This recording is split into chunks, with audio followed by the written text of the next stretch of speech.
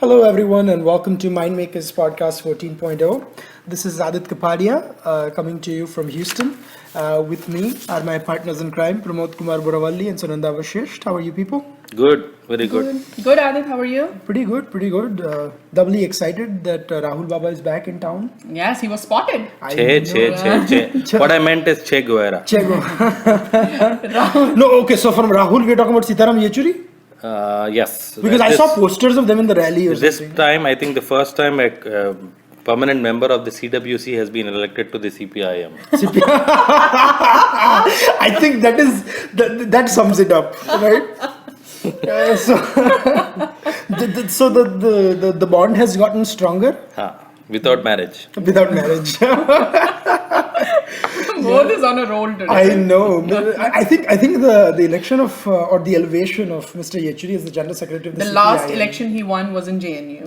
Absolutely. Yeah, he hasn't won any. But isn't that the only election you need to win? To Yeah, go in the- JNU is the only. That's the most prestigious election in those You know, circles. Prakash Karat, Sitaram Yechuri, then you had, who else? I think except for EMS Nambudripad, they had a history of non-unelectable leaders in the chair. Maybe I'm missing out some, but at least for the last 5 or 10 years or something, I have not seen Harkishan Singh Surjeet. HS Surjeet, as the General Secretary of the CPM. No, general secretaries, if you win elections, you are not made the general secretary.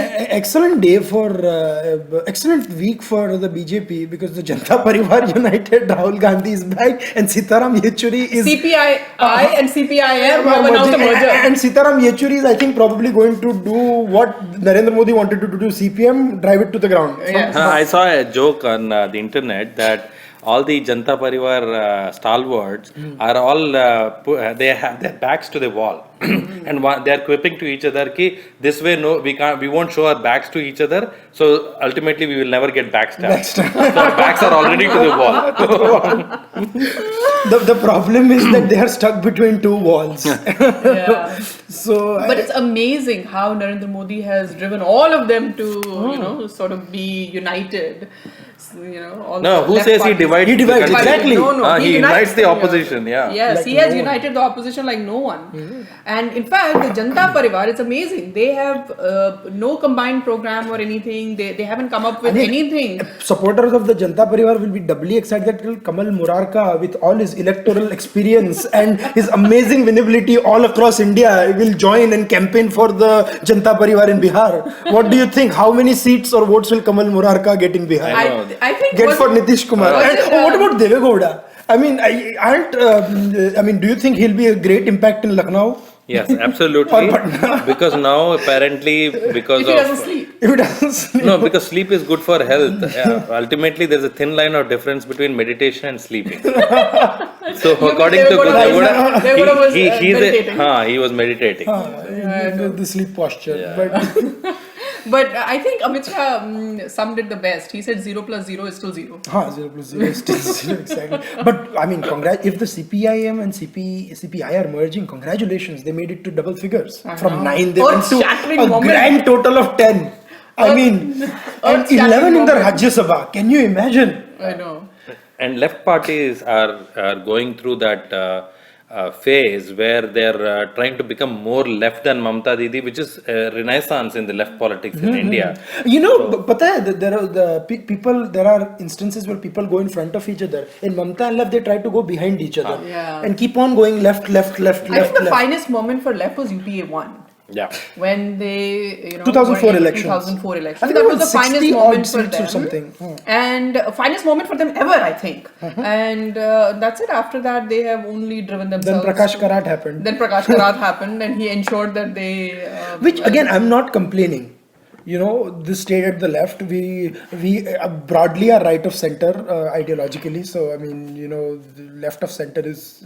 I'm glad that the movement. No, is dying. there is always I'm a not space. broadly right of center. No, I just am to, right on of a serious, on a little bit of a serious note, left politics is here to stay in India because whichever group segment of the society does not get covered under the economic development, which is left out, if you will, there will always be the left to come to their rescue. Yes. They will always Like find today, a this constituency. Kisan rally, you know, it was Absolutely. this whole thing. It was all They- leftist politics, even though none of it made sense. None of it made sense. There we have already discussed. Some of our on- journalists were, I mean, I thought they would burst into tears after listening to Sonia Ji's speech. The- Yeah, you know, they were trying to people relaunch Rahul. That didn't happen. Then they were happy. So they launched Sonia again. People here probably also know, our viewers, that the US and UK were hotbed of leftist politics up until the 1930s and 40s, when after the Second World War, the victorious British, the Allies, as you will, as you know, became victorious, and then the entire country, both the parties here, the Democrats and the Republicans, embarked on a complete right of center politics. There was extremely good economic growth from 1947 onwards till, I would say, even 99, 2000. So you have 50 years of growth, and growth is the antithesis of left politics. politics. So I think the left actually- politics completely got wiped out. Two very good things are happening to wipe out left from the face of Indian political scene. One is emergence of Narendra Modi, and we hope that he stays there for a while. And another is, election of Sitaram Yechuri. Two of these things will ensure that left is driven out of the country for good. Yeah, interesting points, and before we move on to our main debate today about net neutrality or something, we thought we would set a stage of what happened in the IPL, and by that I mean the Indian Political League this week. No, and the advent of Janta Parivar, return back of Rahul Gandhi, and the takeover of the left parties by Sitaram Yechuri, formally now, is going to herald a new political stage for the next few years, whereby you will see the clear distinction. Narendra There will Modi and never the be a rest. center. There's no center. It's right or left. Yeah. And there will be Narendra Modi versus rest. The rest. versus Yeah. the rest. It will be that. Chalo, acha, that we will at least get a clear definition in Indian politics, Yeah. and Absolutely. we'll form Required. two poles of the Indian political divide. So, anyways, excellent initial discussion. We'll wrap it up. We'll wrap up the political part after the net neutrality debate. But we got a fascinating debate on net neutrality where Bhanu Gowda, who wrote an excellent article on net neutrality, he's a columnist for Mind Makers, has continuously written some excellent articles on science and technology. He'll be joining us, and then we'll be taking some of your questions that we asked. We put out on Twitter, and then you guys gave us your feedback and asked us some very pointed questions on net neutrality. Great suggestions and great this thing. Thank Again, you to all of you Yeah, listening we are to our going to podcast. broadly going to cover all the points that you guys raised. We may not be able to take each and every question that came to us, But because we'll for the try out to of time. answer them through But our yes, discussion. We will ensure that Absolutely. all these questions are answered, even if individually all questions are not and taken all up. points are covered. And we'll remain really neutral. in the net neutrality debate. After political neutrality, I talk about net neutrality. Absolutely. So that'll be the main that'll be the crux of today's podcast, then net neutrality. Back to podcast 14.0. We have with us Bhanu Gowda, who is a software engineer by profession with a degree in electronics and communications from Andhra University. He's been doing a Techie Talk radio show for Radio Taranga for the past 2.5 years. Has excellent grasp on technology and finance, and also has done exceptionally great job as a columnist for Mind Makers. Has written on technology aspects. In fact, wrote a great piece on net neutrality. He's joining with us from Washington, D.C. Welcome, Bhanu, on the call. How are you? Yep. Thank you. Good. I'm good. Wonderful. Okay. Yeah, so for our listeners of the podcast, I would, if you could give a 30-second overview about this debate on net neutrality. How did it start, and what's the position in the United States and what's in India, and then we'll start having the question answer session, and then have a discussion on it. So over to you, Bhanu. Yeah. In the United States, the whole issue of net neutrality started in 2007-8 time frame, and then it went up a little bit more when Google became loggerheads with Verizon. Saying like Verizon complained that Google is clogging their network, and ever since the usage of the Americans from the traditional, I use the word traditional because now we don't really use the fiber optic or the home computer. We actually check the internet on phones. So the usage of internet from connected to wireless, mobile broadband, changed the whole net neutrality debate. And pretty much it is settled right now. Settled in the sense there are preferences for some carry some content providers, and some content providers like Netflix, and I think Netflix for sure is paying Verizon and also Comcast for getting some preferential service. So the debate started and debate ended. Whereas in India, India barely got connectivity, all parts of the states and the rural population inside, using the wired network connection. But even before they just ramp up all the way to get a full fiber access, they jumped into wireless mobile broadband. So India leapfrogging in that respect, that from no connectivity to almost connectivity via the wireless broadband. So you're saying the journey the United States took for probably 20, 25 years, India leapfrogged in a decade or less than a decade? Yes, less than a decade. Because in United States, if I remember, it was in 97, 98 time frame. Right. 99, 2000 is when the cable modem was introduced in pretty much across the United States. And if anybody following technology or finance or Wall Street probably would have known that there were cable wars, cable companies getting bought out each other, and then there was a consolidation happened, and AT&T pretty much ended up as a cable company. It is strange to know, but AT&T ended up as a cable company, then a wireless company. Before they realized, oh, okay, this is not going to work out, maybe we should jump into mobile. But one of the smaller AT&Ts, which is the Baby Bell Singular, again remorphed into AT&T when they merged with another one of Baby Bell. I think it's SBC. The behemoth AT&T, the amalgamation of other companies into AT&T started about 17, 18 years ago, has now ended up with 4 or 5 at the maximum, I would say, not more than that at the national level service providers who have become a consortium of sorts. Could you explain that journey a little bit and then segue that into India? So one front, AT&T could not decide whether to become a mobile player because mobile was not ready at the time. Yeah. The mobile was not ready. When I say mobile was not ready, people were buying phones, cell phones, but not ready to pay mobile internet because there is nothing. There was no browser to use. So it's like, hey, this is $15 for a gig, but what should I do with my 1 gig? Because there is no browser, there is no email. So all that changed after Apple introduced the iPhone. Mm-hmm. And so then they quickly have to transform but AT&T got rid of most of its cable stuff. They focused on the mobile internet, mobile broadband. And so is Verizon, so is Sprint.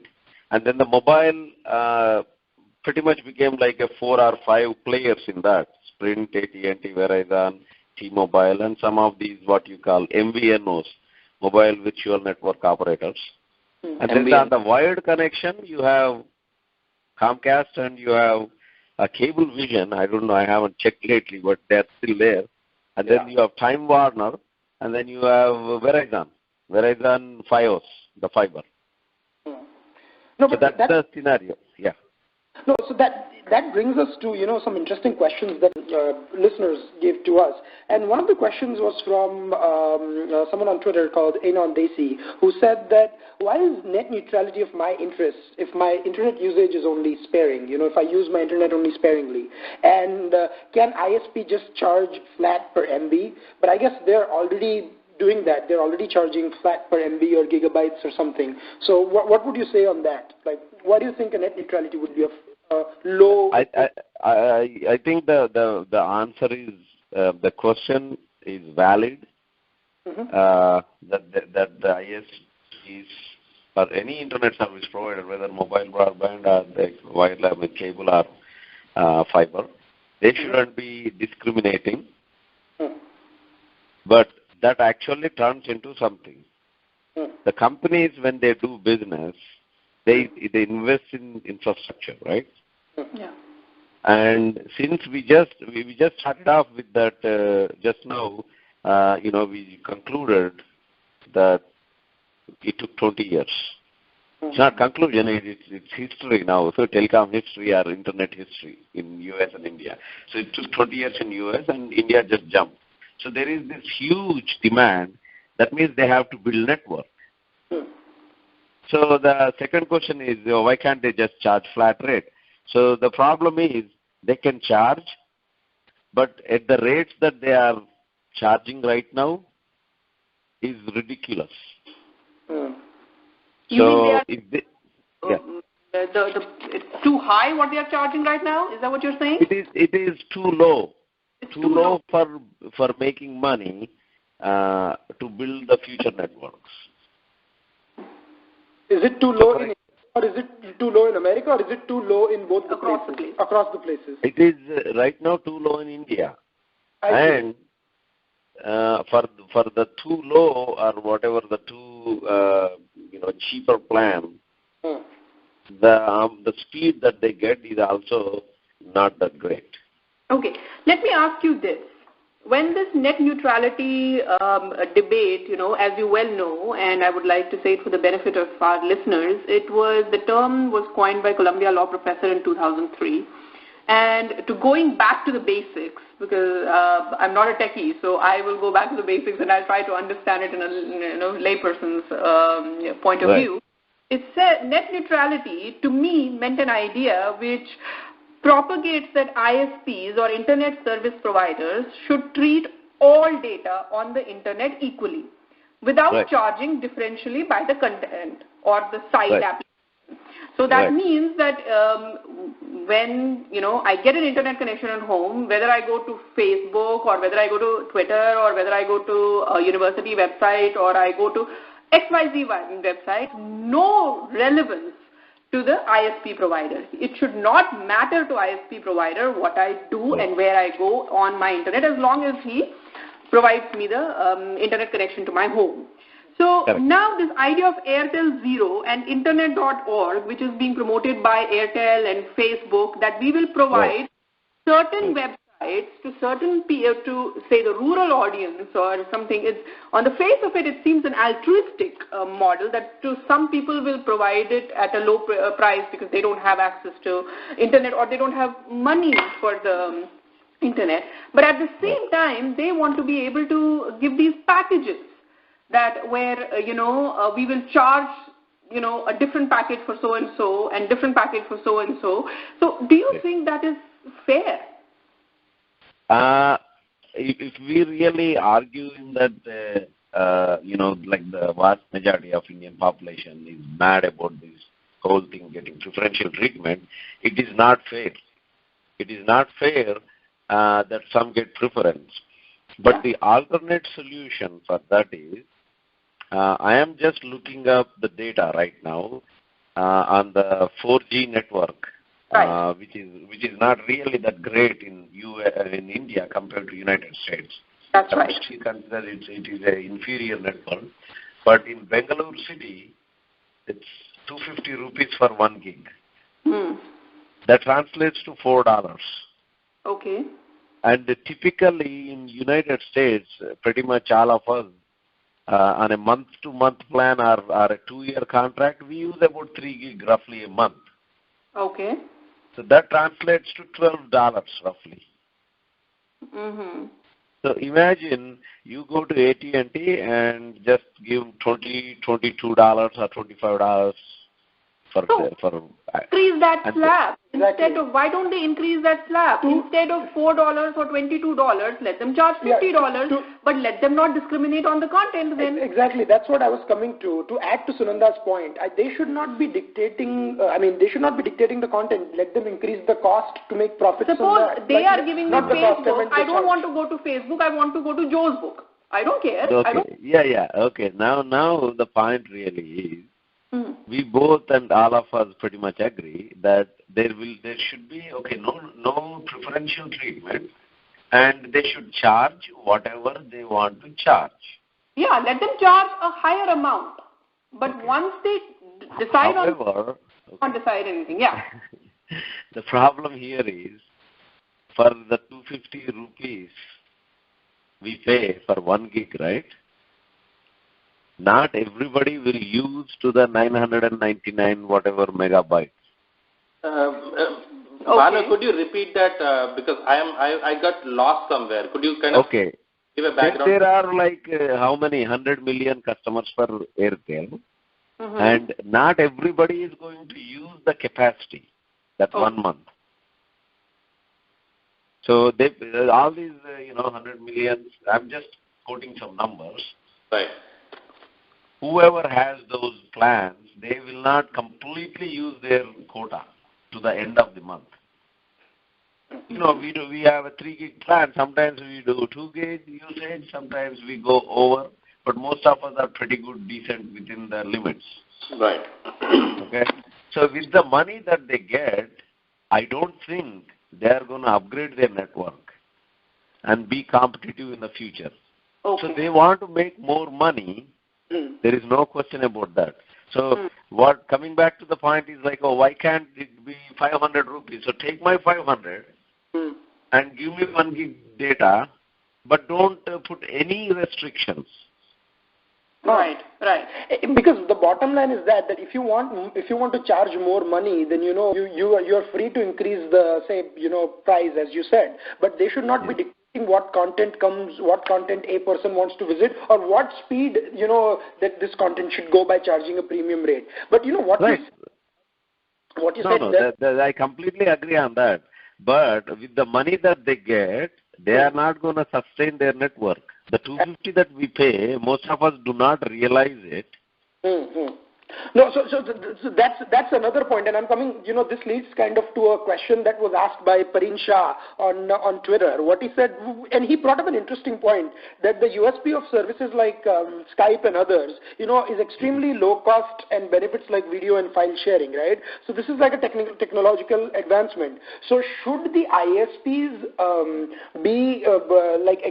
invent some of their own or match Skype, or go and try to scuttle the Skype or something? Because right now it seems that they're trying to scuttle. Yes,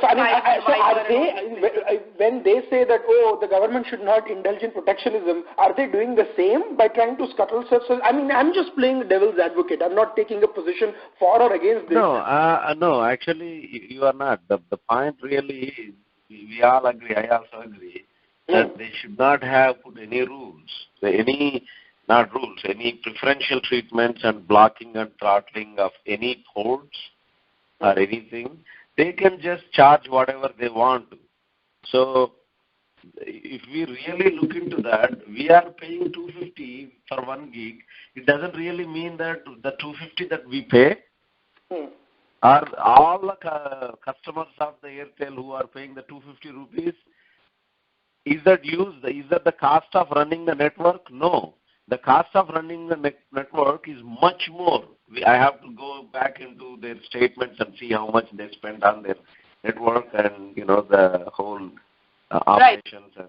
And the 250 we pay is probably half the money. The other half they get it from these SMS businesses and getting that free astrologer thing or some kind of a cricket scores and all these what is that Indian Idol or Kaun Barega Karodpati, all those they get money from those. Right. On a lighter note, the free astrologer thing they might actually start charging money for that. Who knows? Might be very popular amongst Indians. Actually, Sankar K on the Twitter has asked a very interesting question which follows up from this. He says, and this is a question from Sankar K. Bhanu. He says only commercial service model can reach take internet to poor. Also, empowering rural poor with free internet will give them access to social media apart from the mainstream media in India. So do you believe only commercial service model can reach internet? And then before you answer that, there is another question by Ajita Barua, which is kind of a segue to this question, that today the internet is inaccessible to millions in India. So why can't we make access free with free apps and charge for premium services and apps? So you have like a basic model, which is just free, almost like a cable model, if you may say. Yeah. Your cable channels with the model that they have in US, that you have 4 free channels, free-to-air channels, and then you pay more. So this is just what Ajita was asking, similar to that. Yeah, so I think this entitlement mentality, what we call this entitlement mentality, which is like, oh, I'm entitled to this. So the problem I see with the network or internet service providers is their greed. They want more money so that they can stay in business. They want to upgrade their network and all that. But on the other hand, the consumers, right, who are the general public, they don't realize that they want everything cheap and free.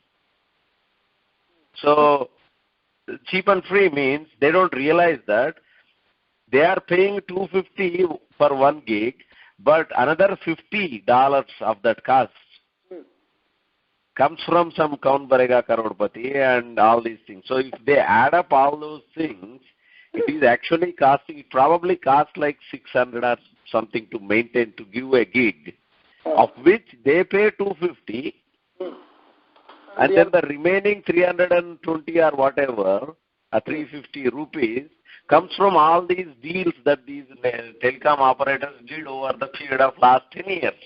I think the problem that most people are asking, and Amit from Twitter has also asked me the same question. The same question is in Hindi, and he says, and we've been trying to answer that, but this is the problem which I feel most people have right now. They say, अगर घर में बिजली का connection हो तो अलग-अलग उपकरणों का चार्ज तो अलग-अलग नहीं देना पड़ता. For example, if you have an electric connection in your house, you're not paying for using a microwave or oven or refrigerator or something. So then, why don't I have this same? It comes back to the same thing. Why don't, if I have an internet connection, then why do I have to pay extra for Facebook? Exactly. And to wrap up this debate, to closing points, I think a major point what people are saying is the internet service providers were envisioned as providing internet to everyone's homes, offices, and so forth. Just facilitators, right? So are they also going to be content deciders as well? So and that, I think that's the moot question that people. That I agree. But this whole thing, Sunanda, that bijli walon ko whatever kyun chahiye? Whatever I do with this, I can do shaving, I can make tea. Yeah. It is just electricity. This whole thing is. I saw that on the internet and the Facebook and social media, Twitter that's going. That's such a complete misconception. Okay. First, the bijli that we get, right, is not, okay, if you compare bijli with our internet data, so you have to do the math, right? It's data and internet, right? Right. So the cost of bijli is already at certain level that is being decided between the governments and the utility company and given to you. So, this is how much I pay for that electricity and I do whatever I want. Right. Exactly. Similarly, the data that we get, we pay something and they are assuming that they are the only person paying. So that these Airtel and all these people are giving, because since they are paying this money, Airtel is able to give them 1 gig. That is not true. It is something similar to you buy a toaster, you buy a fridge from Videocon. And Videocon is selling, "Arey yaar, bijli wala, thoda sasta de do, so that I'll sell my fridge and toaster." Yeah. So electricity cost is little low. So something like that, similar to. So there's already they have deals. So electric company has a deal with these appliances guys, gas stove guy, air conditioner guy, and this guy and that guy, and saying like, hey, we sell these, so they buy. We make money from that. You also sell electricity, and little bit we will chip into you. We'll give some money. The profit we make, we'll give it to you. So electric guy says like, good. I get, because since you are doing in a bulk scale means, 100 million, 10 crore hai. So some might use electric shaving, some might use fridge, some might do cooking, toaster. So alag cheeze hote hai. These are all like you can compare them as content. One is video, one is text, one is voice over IP. But all the data is the same. So they are tied with that. So they were making so much money so far with all these deals. So they were able to give at a cheaper rate for the existing customers. So they can increase it, which is fair. So in a perfect world, so we are going back to, they should not worry about what we watch. They should not be a goalkeeper, gatekeeper, whatever. They should just charge, and then we will do whatever we want to. But the ground reality is, if they decide to do that, I'm not really expert in pricing of telecom, but I can tell from, I'm sure you all have internet on your smartphones in US. I just showed it's $4 for 1 gig. So it's like $12 you are paying per month. And we pay about $30, $35 in United States, right? Absolutely. And I think that's the debate, that, we do agree that they should have no business in dictating the content. But there is also this counter view that you very beautifully articulated also in your piece. And I guess, we tell people, like, when you make a decision on net neutrality, and all of us broadly agree on the part that no ISP has any business of dictating the content, make an informed decision by having both the points of view. And it's not a problem to Airtel or Ambani, because people love to beat up on Ambani, right, in India. So it is not. There is something called an industry-wide problem. Right. So this is the industry-wide problem. So one night they all give a phone call, hey, Ambani or Bharti Mittal, let's do one thing, yaar. This is not going. These people think like it's very cheap. That they think 250 rupees can get you, 1 gig data, but that's not the reality. So let's all do some monopoly type of, bad practice, which is what we call antitrust in United States. So they suddenly changed that to 1,000 rupees per 1 gig. 4 times they increase it, and all the matter is settled. So now 4 times we increase, no blocking, no throttling, nothing, have fun. Would the consumers agree to pay? So you are saying that this debate is as old as socialism versus capitalism. What is socialist internet? What is capitalist internet? Okay, so there are many rural people who cannot even have internet. They can't even buy the data right now. They still use some old Nokia phone. To summarize even further, going back to my article, it is better to let the carriers charge more. At the same time, put some provisions. For example, we are, let us say, creating a company that does voice over IP. We are not as big as Skype, but we want to do something cool, better than Skype. Since we don't have deep pockets like Skype, if they can block us, our little company, the innovation will be dead. And similarly, part of the Facebook initiative, internet.org, you are remote Arunachal Pradesh or Jharkhand or someplace. There is no Airtel guy is going to put a tower up there and say, hey, I'm going to give them data, because he doesn't make money from there. Right. So we have to take a balanced approach, and I am actually siding with the internet providers. Right. With some little bit of changes to that, especially on the main over the top, what was that page number 4 of that they described in the try, which is the Skype, Viber, WhatsApp, all these things. So we can say this is like they are all rich people. Rich people is a rich corporate entities. Right. So one rich entity is actually paying to another rich entity, which is Airtel. Right. Let them have fun, but where we have to step aside and oppose this is when there is some innovation coming, when there is a public health related issue. So we start an internet website, or some hospital is having a website, something like very important public health. Right. They shouldn't be blocking those. Or emergency services. Right. We call police and the call goes to voice over IP, right? Right. it can go through voice over IP. So they cannot stop that. So we can say, hey, the important like police calls, public health calls, the things that are very essential to run our society, those they should step aside. This will continue to be a fascinating debate. It's an evolving debate, and thank you, Bhanu, for joining us. That's how. Of time, we are ending this section of the net neutrality debate here. You can be on whichever side. You can lean towards the net neutrality debate, or you can lean towards the other side. But again, there are many aspects and perspectives to this debate, and we urge you to read them all.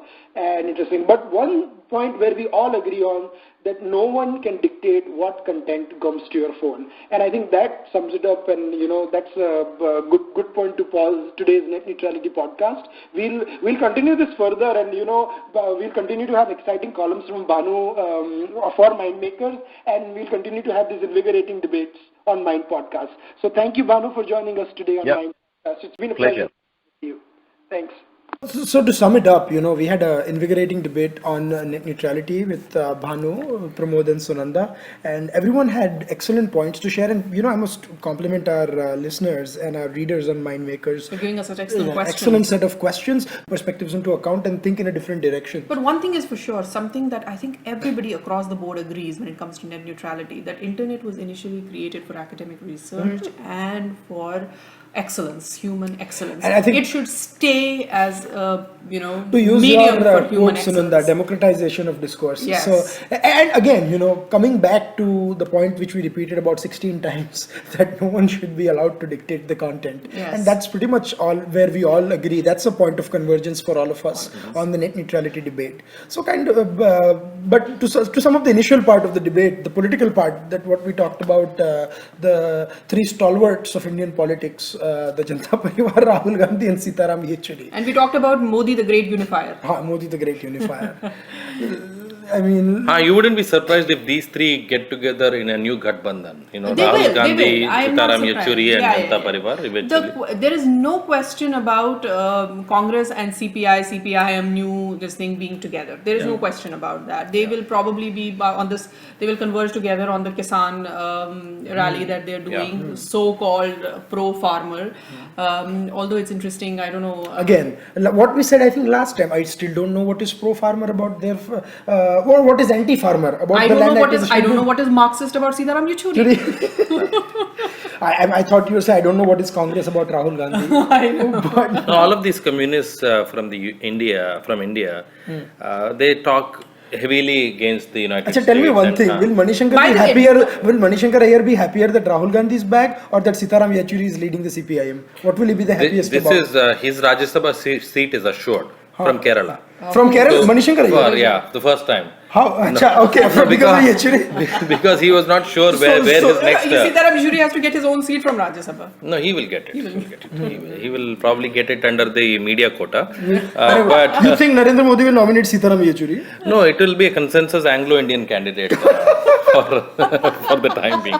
No, but on a serious note... I thought that was Lok Sabha, not Rajya Sabha. No. So you think Sitaram Yechuri will get into Lok Sabha without he will be given a choice whether he wants to be in the Lok Sabha or Rajya Sabha. But larger point is the irony of the Communist Party of India is all of these leaders have long ideological lineage and probably have moorings towards certain specific concepts within socialism as well. But most of their daughters, sons, they all study in the United States. They live in palatial homes. They all communicate with technology that comes from the West. And somehow I feel a little bit awkward in that left arena. But the people have left the building, They don't understand that. They just are there because they have 70, 80 years to live. Yeah, they don't know what else to do with themselves. Obviously, because they don't believe in karma like I do, they feel that they have to provide karma to other people that believe in it. And no, I was wondering if CPIM ever has existential crisis. Do they ever think that they are facing existential crisis in India? I think that's the problem. Or maybe they won't face that till JNU exists. JNU is the last bastion. No, like I said, as long as India has even 1% poverty there, and the problem of disparate income, the problem of labor disputes, there will always be left. Obviously, left does not have any answers answers for But that. They will Sunanda- only breed in that troubled Sunanda, waters. they will never face an existential crisis because they are always delimiting the boundaries of existence. Yeah. And until that continues, I mean, they're still in that, from 62 MPs, they went down to 9 MPs. Clearly, leftist ideology is on the wane. I'm not saying leftist ideology has gone away from India. No. It is on the wane. And I mean, they are a confused bunch. They still don't know what the heck do they want. Yeah.